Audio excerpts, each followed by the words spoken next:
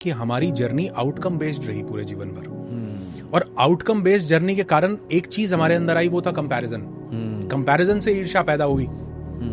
Connect करके देखो, outcome कि उसके 95% मार्क्स आए, तुम्हारे भी 95% मार्क्स आने चाहिए। मतलब हमने बच्चे को बाउंड कर दिया कि 95% मार्क्स आएंगे तो ही लाइफ बेटर है, तो ही तू आगे कुछ ग्रोथ करेगा। अब उसके लिए उसको कंपैरिजन करना पड़ेगा कि उसके 95 मेरे 93। अब जब कंपैरिजन में मैं नीचे प्रूव हुआ तो मेरे को उससे ईर्ष्या हुई। तो ईर्ष्या तो बाय प्रोडक्ट हो गई ना उस प्रोसेस का। लेकिन अगर वो बच्चा कह रहा है कि उसके कितने भी आते हैं, मुझे ये सब्जेक्ट पढ़ने में मजा आ रहा है, मुझे इसमें आनंद आ रहा है, मैं इसमें जो सीख रहा हूँ ना, वो आमिर खान वाला एग्जांपल, टिक टिक टिक टिक, ये भी तो मशीन है, ये भी तो मशीन है। मैं ये सीख रहा हूँ क्या मेरे कॉन्सेप्ट क्लियर हो रहे हैं क्या? नहीं। तो ये हमने जो है, ये सोसाइटी ने, समाज ने, हमने सिर्फ आउटकम बेस्ड सक्सेस को ही वैल्यू दी है कि कुछ मिल जाएगा तो सक्सेसफुल हो जाओगे, कुछ ये हो जाएगा तो सक्सेसफुल हो जाओगे, और वो हमारे पास मिलता नहीं है।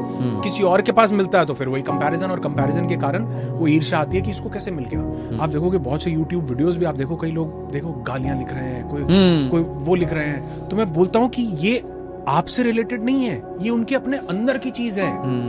ये उनकी प्रॉब्लम है, आपकी नहीं है। उनकी प्रॉब्लम है। एक कोई मूवी थी, राजेश खन्ना शायद उसमें, और किशोर कुमार का शायद गाना वो गाया था कि कुछ रीत जगत की ऐसी है, हर एक सुबह की शाम हुई, तू कौन है, तेरा नाम है क्या, सीता भी यहाँ बदनाम हुई, फिर क्यों संसार की बातों से यूं भीग गए तेरे नैना, कुछ तो लोग कहेंगे, लोगों का काम है क्या। अगला स्टैंजा बड़ा ब्यूटीफुल है। वो कहता है कि तुझको जो ताने देते हैं वो खोए हैं इन रंगरलियों में, हमने उनको भी छुप छुप के आते देखा इन गलियों में। जो तुझे ताना दे रहे हैं ना, वो भी यहाँ आना चाह रहे हैं। अगर तुम अडानी की जगह हो तो तुम क्या वो अपॉर्चुनिटी नहीं लेना चाहोगे? बिल्कुल। लेकिन तुम उस जगह पर हो नहीं।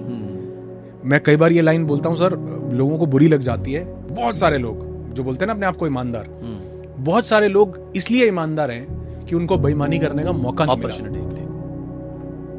अगर वो मौका मिले ना, मतलब मैं ये नहीं बोल रहा हूं सब, बहुत से लोग मौका नहीं मिलने के कारण ईमानदार हैं। तो वो बेईमान नहीं है, उनको अपॉर्चुनिटी मिल रही है, वो उस जगह। कई लोग आजकल ये नेपोटिज्म है, आपने अपने बच्चे को प्रमोट कर दिया, आपने अपने इसको ये प्रमोट कर दिया, आपने उनको मूवी दिलवा दी, ऐसा बहुत आता है ना, नेपोटिज्म है। मैं एक व्यक्ति से बात कर रहा था, वो बोला ये देखो ये इसने अपनी सीट, अपनी गद्दी अपने बेटे को दे दी, मतलब ये ऐसा कर दिया। मैंने कहा आपके पास कितनी जमीन है? बोला 15 एकड़।